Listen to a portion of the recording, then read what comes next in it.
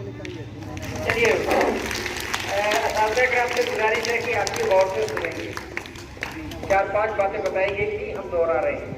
उसमें सबसे अहम बात ये है कि तारीख को आज के जमाने से नहीं समझा जाएगा। इसी साथ जी सबसे अहम बात, आपको अगर 15वीं सदी की तारीख समझनी है तो अपने जहन को 15वीं सदी में ले जाना हो। आप 21वीं सदी में अपने जहन को रखेंगे तो तारीख समझ में नहीं आएगी। एक बात ये बताई थी। दूसरी बात बताई ये थी कि बादशाही निजाम था जिसमें अवाम को ज्यादा मतलब नहीं था। एक बादशाह दूसरे बादशाह से लड़ते थे, उसमें पब्लिक का लेना देना ज्यादा नहीं था। और एक बादशाह दूसरे बादशाह को हराने के लिए दूसरे बादशाहों से मदद भी लिया करते थे और वो ये सिलसिला चलता था। हमने बताया कि अंग्रेज तिजारत की गर्ज से जब उनके यहाँ 2 इनकलाबात आए, एक धर्म सुधार आंदोलन, मजहबी सुलह की तहरीक चली, दूसरे सनती इनकलाब, औद्योगिक क्रांति, उसकी वजह से उनके यहाँ बेदारी आई और उनके यहाँ माल भी पैदा होने लगा। तो माल को बेचने के लिए बाजार की तलाश में वो दुनिया में चलना शुरू किए और मुख्तलिफ मुल्कों में गए।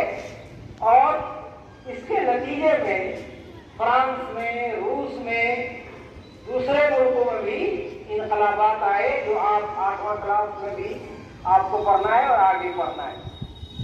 यहाँ सबसे पहले अंग्रेज जहांगीर के जमाने में आए और उन्होंने तिजारत की शुरू की और उनसे इजाजत मांगी।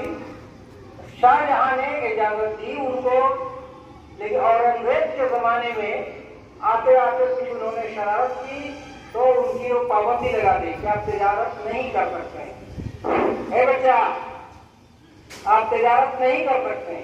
फिर इन्होंने माफी मांगी, कहा आइंदा ऐसी गलती नहीं होगी। तो फिर उनको तिजारत के लिए ऑर्डर दे दिया गया। आगे आज 1703 में औरंगजेब का इंतकाल हो गया। औरंगजेब बहुत मजबूत किस्म का हुक्मरान था और उसने बड़ी हुक्मरानी कायम की थी। उसके बाद उसके जो जानशी हुए, उनकी जो औलादें हुई, वो उतनी मजबूत नहीं थी। तो फिर दूसरे लोगों ने फायदा उठाना शुरू किया, वो हुकूमत कमजोर होने लगी। उससे अंग्रेजों ने एक फायदा उठाया और वो जहां तहां लड़ा गिरा कर वो अपनी गिरफ्त बनाने लगे। उन्होंने बंगाल में पहले कोशिश की। सबसे पहले बंगाल, वो समुद्री रास्ते थे, सरबराहते होंगे, जितने शहर हैं वो किसी न किसी नदी के किनारे आबाद हैं। आप जो भी शाम देखेंगे, पटना है, किसी नदी के किनारे आबाद है। कल पूछेंगे, मुजफ्फरपुर भी किसी नदी के किनारे आबाद है, क्योंकि वो उस वक्त आम दरख्त के जराए सिर्फ पानी के जराए थे, उसी से लोग आते जाते थे किश्ती से। तो कलकत्ता में असल उन्होंने कोशिश शुरू की। यूनिवर्सिटी वगैरह भी पहले वहीं बनाई कलकत्ता में। और जितने बड़े बड़े जो हिंदू फिलोसफर है, राजा राम मोहन राय का नाम सुना होगा, विवेकानंद जी का नाम सुना होगा, ब्रह्मो समाज का नाम सुना होगा, ये सब तरीके कलकत्ता से उठी। तो कलकत्ता में उन्होंने गिरफ्त बनाई और सबसे पहले वहाँ के जो नवाब थे सिराजुद्दौला, उसको 1857 में अंग्रेजों ने हरा। कब हराया?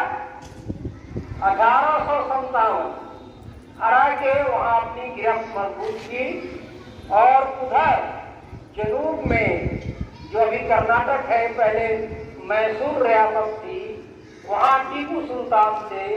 टीपू सुल्तान और हैदर अली, उनकी अलग कहानियां हैं, आप पढ़ते होंगे।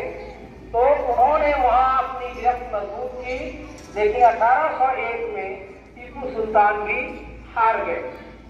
और इस तरह से अंग्रेज अंतिम लड़ाइयों के जरिया हिंदुस्तान में एक दूसरे राजाओं से लड़ाया, जो छोटी छोटी रियासतें थी, और अपनी गिरफ्त वो एक राजा जो एक रियासतें थी उसकी मदद करते थे, दूसरे को हरवाते थे, फिर उसकी मदद भी करते थे, उसको भी हरवाते थे। ये सिलसिला चलता रहा और आखिर में 1857 आता है। कल उस पर गुफ्तगू होगी इसी तरह।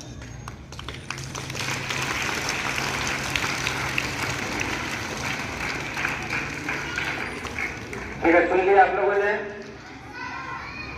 तो इसे भी देख लीजिएगा। हम लोग 1857 तक पहुंचने वाले हैं, कल हम लोग पहुंच जाएंगे, है ना। कल 1857 में पहुंच जाएंगे, जो आजादी की पहली लड़ाई है। तो बहुत कुछ जानने को हम लोगों को मिल रहा है, लेकिन इसको दिमाग में रखिए, उड़ाइए मत, बहुत काम की चीजें हैं, जिंदगी भर आपके काम आएंगे। चाहे इंटर में जाए, ग्रेजुएशन में रहे, एमए में रहे, पीएचडी करते रहे, तभी ये सब आपके काम आने वाली चीजें हैं। इसलिए इनको हल्का मत समझे।